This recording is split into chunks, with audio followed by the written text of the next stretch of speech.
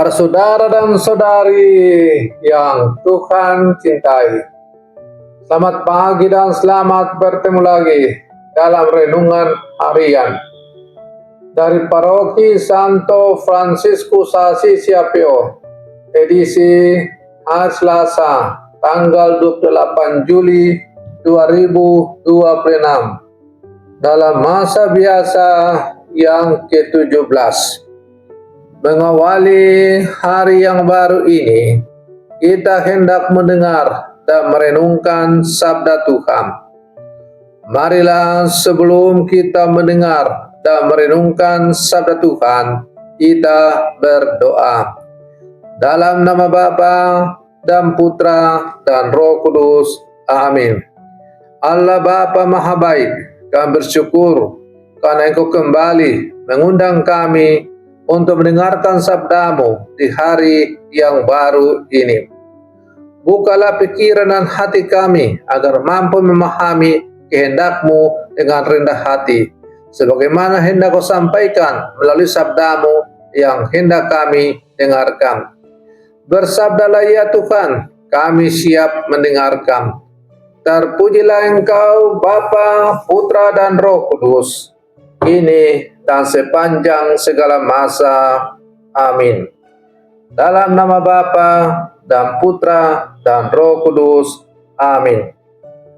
Para saudara dan saudari yang Tuhan cintai, sabda Tuhan yang hendak kita dengar dan kita renungkan untuk mengawali hari yang baru ini diambil dari Injil Matius pasal 13 ayat 36 sampai 43. Tuhan bersamamu. Inilah Injil suci menurut Matius. Pada suatu hari, Yesus meninggalkan orang banyak lalu pulang. Para murid kemudian datang dan berkata kepadanya, "Jelaskanlah kepada kami arti perumpamaan tentang lalang di ladang itu." Yesus menjawab, "Orang yang menaburkan benih baik ialah Anak Manusia. Ladang itu ialah dunia. Benih yang baik adalah anak-anak kerajaan, dan lalang adalah anak-anak si jahat. Musuh yang menaburkan benih lalang ialah iblis. Waktu menuai ialah akhir zaman, dan para penuai itu ialah malaikat. Maka seperti lalang itu dikumpulkan dan dibakar dalam api, demikian juga pada akhir zaman. Anak Manusia akan mengutus malaikat-malaikatnya, dan mereka akan mengumpulkan segala sesuatu yang menyesatkan, dan semua orang yang melakukan kejahatan dari dalam kerajaannya. Semuanya akan dicampakkan ke dalam dapur api. Di sanalah akan terdapat ratapan dan kerta gigi. Pada waktu itulah orang benar akan bercahaya seperti matahari dalam kerajaan surga, dalam kerajaan Bapa mereka. Siapa yang bertelinga, hendaklah ia mendengarkan." Demikianlah sabda Tuhan. Para saudara dan saudari yang Tuhan cintai, kita sering ingin dunia terbagi dengan jelas. Siapa orang baik dan siapa orang jahat. Siapa orang benar dan siapa yang salah. Siapa yang layak diterima dan siapa yang harus disingkirkan. Di media sosial, seseorang dapat segera dicap hanya berdasarkan satu kalimat atau satu kesalahan. Dalam keluarga dan komunitas, orang yang pernah mengecewakan kita dapat terus-menerus dipandang melalui masa lalunya. Kita mudah menempatkan diri sebagai gandum, lalu menumpuk orang lain sebagai lalang. Namun, sabda Tuhan yang baru saja kita dengarkan pada hari ini mengingatkan kita bahwa penilaian terakhir bukanlah milik kita. Yesus menjelaskan perumpamaan tentang gandum dan lalang. Benih yang baik ditaburkan oleh anak manusia, sedangkan lalang ditaburkan oleh si jahat. Keduanya bertumbuh bersama sampai waktu panen.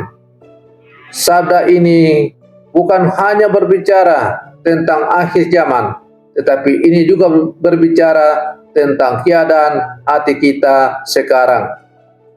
Para saudara dan saudari yang Tuhan cintai, Yesus menjelaskan bahwa ladang ialah dunia. Benih yang baik adalah anak-anak kerajaan, sedangkan lalang adalah anak-anak si jahat. Panen adalah air saman, dan para penuai adalah malaikat. Sekilas kita mungkin segera mencari siapa yang termasuk gandum dan siapa yang termasuk lalang. Namun sabda Tuhan hari ini seharusnya pertama-tama membuat kita sendiri memeriksa diri kita masing-masing. Di dalam hati setiap manusia terdapat pergumulan antara yang baik dan yang jahat. Ada keinginan untuk mengasihi, tetapi juga dorongan untuk membalas. Ada kerinduan untuk jujur, tetapi juga godaan mengambil jalan pintas. Ada keinginan untuk melayani, tetapi terselip pula ambisi untuk mencari pujian. Kita bukan hakim yang berdiri di luar ladang. Kita sendiri berada di dalam ladang itu dan sedang bertumbuh. Karena itu, bahaya terbesar adalah ketika kita begitu sibuk menemukan lalang dalam kehidupan orang lain, sehingga kita tidak melihat lalang yang bertumbuh dalam diri kita sendiri. Kita marah terhadap korupsi besar, tetapi menganggap kebohongan kecil sebagai hal biasa. Kita mengecam orang yang tidak setia, tetapi membiarkan hati dipenuhi pikiran dan kebiasaan yang tidak murni. Kita menuntut orang lain bertobat, tetapi menolak meminta maaf atas kesalahan sendiri. Yesus juga menunjukkan bahwa kejahatan itu nyata. Lalang bukan khayalan. Dosa ketidakadilan, kekerasan, penipuan dan kebencian harus dilawan. Kesabaran Allah bukan berarti bahwa kejahatan boleh dibiarkan. Namun, melawan kejahatan tidak berarti kita boleh membenci dan menghancurkan manusia yang melakukannya.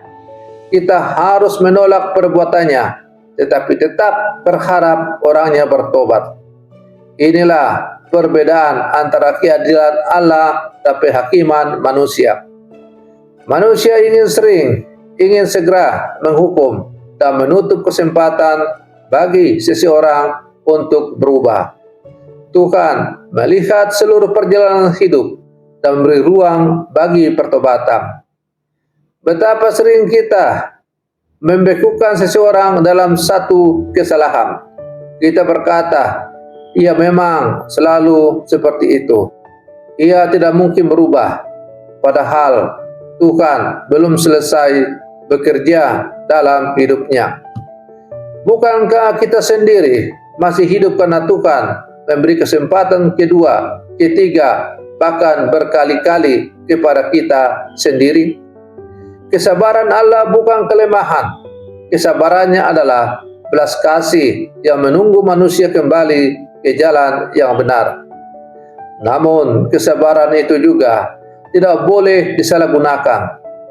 Akan tiba waktunya panen ketika segala sesuatu dinyatakan dan setiap orang mempertanggungjawabkan segala kehidupan yang telah diberikan oleh Tuhan. Yesus berkata bahwa orang-orang benar akan bercahaya seperti matahari dalam kerajaan Bapa.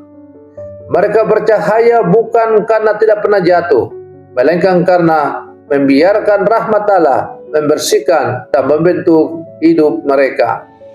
Kekudusan bukanlah keberhasilan menyembunyikan kelemahan. Kekudusan adalah keberanian untuk terus bertobat dan membiarkan Tuhan mengalahkan kegelapan di dalam diri kita. para saudara dan saudari yang Tuhan cintai.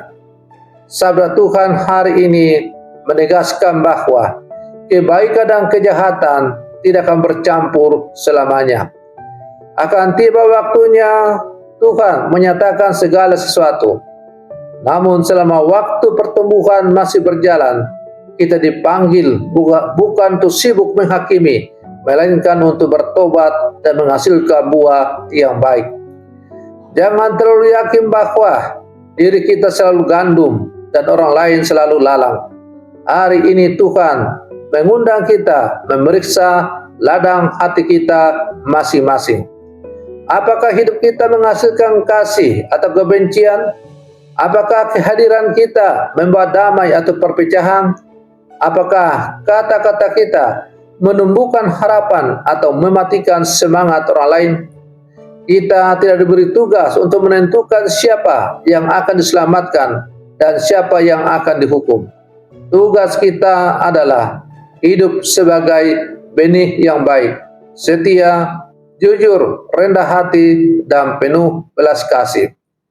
Pada akhirnya, yang akan bercahaya bukan orang yang paling pandai menunjukkan kesalahan orang lain, melainkan orang yang membiarkan Tuhan membersihkan dan mengubah hatinya sendiri.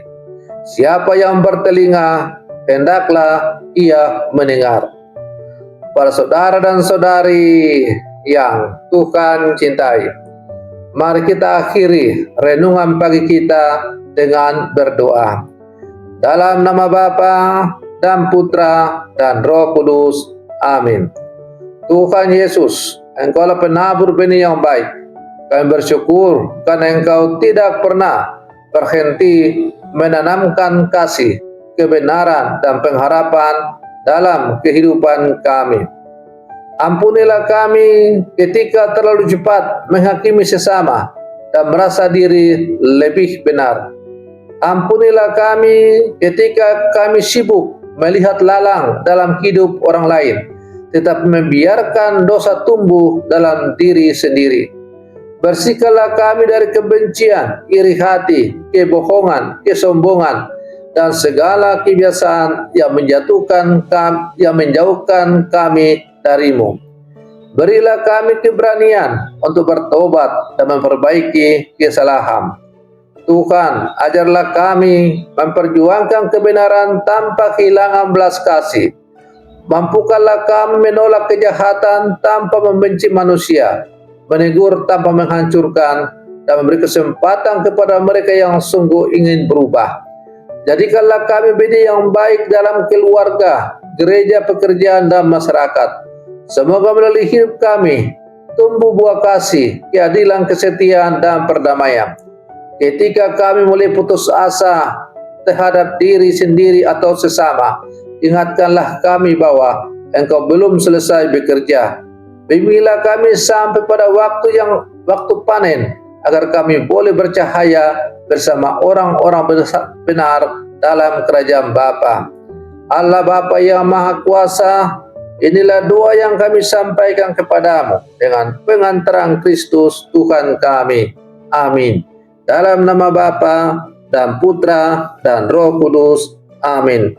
Para saudara dan saudari yang terkasih, selamat pagi. Tuhan memberkati kita semua.